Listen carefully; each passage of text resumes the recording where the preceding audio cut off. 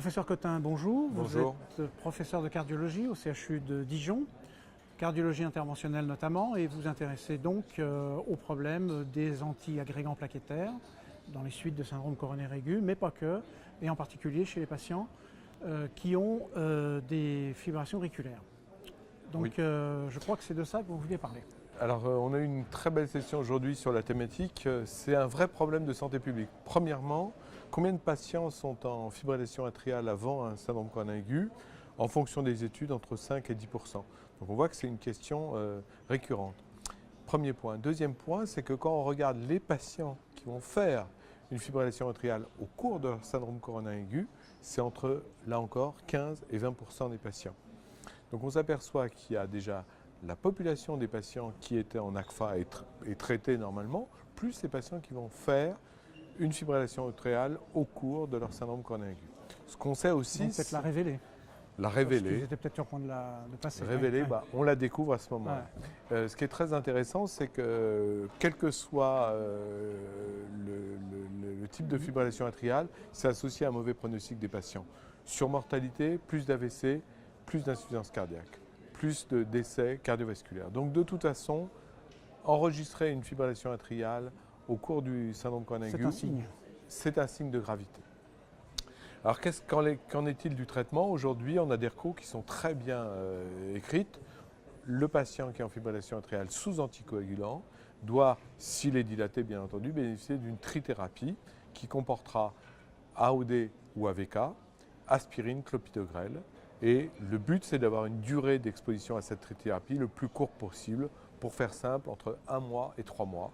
Et Le reste de l'année, entre le 3e mois ou le 1er mois et le 12e mois, une bithérapie qui comportera plutôt du clopidogrel que de l'aspirine. Et au bout d'un an, les patients doivent, autant que faire se peut, ne pas recevoir d'antiagrégants. Et ça, c'est un élément qui est nouveau. Sauf les patients qui ont déjà thrombosé un stent, les patients qui ont des stents actifs de première génération ou les patients qui ont un réseau coronaire très altéré, chez qui on sait qu'il va y avoir un bénéfice de maintenir une faible dose d'antiagrégants. donc c'est tailor-made antithrombotique. Yes. Et les nouveautés, alors ça c'était jusqu'à il y a quelques mois, c'est On parle de l'étude. l'ESC là. Voilà, on parle de l'ESC et surtout de l'AHA. Comme vous le savez, il y a eu la publication de Pioneer.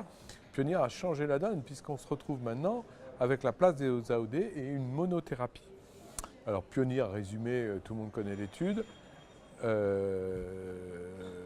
un AOD associé à du clopidogrel versus une stratégie trithérapie qui a été calibrée avec les nouvelles recommandations 1 mois, 3 mois ou 6 mois. Donc aujourd'hui, est-ce qu'il faudra appliquer la stratégie Pioneer-like ou la stratégie classique ESC? C'est un vrai débat. Pour ma part, je pense que les patients qui étaient déjà sous AOD, on adaptera la posologie et on sera plutôt sur une monothérapie par du clopidogrel pendant une durée, là encore, probablement le plus courte possible. Dans Pioneer, on était à 12 mois, mais probablement qu'on va être sur des bithérapies plus courtes.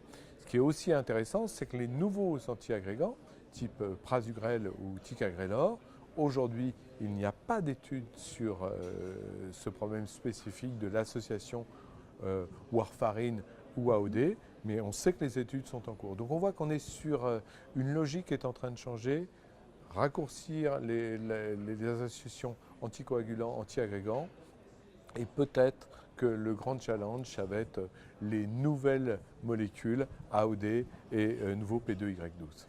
On sait tous que abréger un traitement efficace comme ça, c'est une décision qui est très difficile pour le médecin. Est-ce que présenté comme ça paraît très simple? Est-ce qu'en pratique clinique quotidienne, ça se transpose facilement pour les médecins cliniciens? Je crois que c'est la force de Pioneer. Alors pour les auditeurs, je vous rappelle que WORST, qui est comme l'étude de la trithérapie, c'était on maintient le traitement pendant 12 mois. On a vu l'échec, un sur-risque hémorragique. Alors que dans Pioneer, l'idée des designers de l'étude, ça avait été de dire au moment de l'angioplastie, les collègues décident, et c'était bien au moment de l'angioplastie, 1 mois, 3 mois, 6 mois de bithérapie. Ce qui facilite sans doute les relations Voilà. avec le patient en Voilà. lui disant, ben voilà, vous y avez Le droit. message est, Il est préparé, et oui. quand on regarde les résultats, dans tous les bras, les résultats sont comparables en faveur du rivaroxaban et du clopidogrel par rapport à l'étrithérapie, même si elles ont été raccourcies. Donc on voit clairement que l'enjeu de la durée à la question posée de la bithérapie ou de la trithérapie, ben c'est au moment de l'angioplastie, c'est l'angioplasticien qui doit donner des instructions puisque c'est pionnier-like. Un petit coup d'œil vers le futur. Vous avez évoqué les données qui manquent avec les nouveaux anti-agrégants, Ouais. ticagrelor, prasugrel. Qu'est-ce qu'on attend On attend justement, probablement comme dans Pionnier, baisser la dose des AOD ou des AVK, parce que Pionnier, je vous rappelle que la posologie des AVK était identique, c'est-à-dire qu'on n'avait pas une baisse, alors que dans Pionnier, on a une baisse du rivaroxaban. Les patients qui étaient sur une indication de 20 étaient mis à 15 mg, donc est-ce qu'il faut adapter les doses? C'est une première question. Et deuxièmement, est-ce qu'on fait mieux sur des bithérapies avec les nouveaux P2Y12? Et là encore, on connaît le résultat, il va probablement y avoir un risque de saignement, donc ce sera peut-être des durées courtes, mettons 1 mois AOD, TICA ou Prasu, et puis après repasser au clopidogrel. Ça va être plutôt des schémas thérapeutiques à mon sens que des stratégies de molécules. On va être sur des schémas thérapeutiques qui sont à valider. Des études en cours, on a des chances d'en reparler l'année prochaine? Oui, beaucoup d'études. 2017 sera fructueuse. 2016, 2017, oui. Les inclusions ont quasiment fini. Oui, toutes les molécules. Et on va être vraiment sur des bithérapies. Hein. C'est ça qui est quand même très nouveau.